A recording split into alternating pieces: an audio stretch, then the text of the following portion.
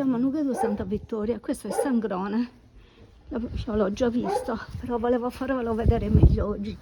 Allora, questa è la roccia, il banco roccioso che lo contiene, che è veramente incredibile, pieno di scale, le scalette per arrivare su, ha delle coppelle molto interessanti, ha questo spazio che probabilmente raccoglieva l'acqua.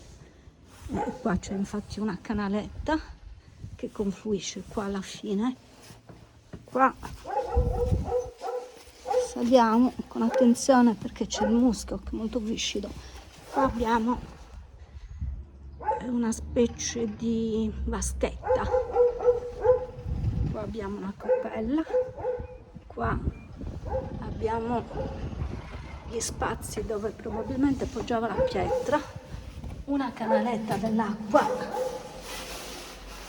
e qua vedete la meraviglia, qua abbiamo una porta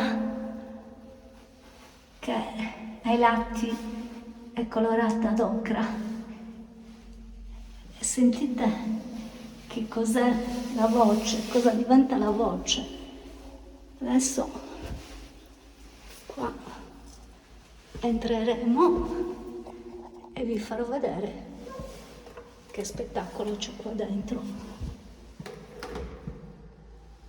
Allora, vedete, già dall'ingresso vediamo la falsa porta circondata da dei pilastri e poi un pilastro centrale, laterale, dove c'è una bellissima prottoma taurina. Mettiamo la luce all'interno e avviamoci strisciando dentro.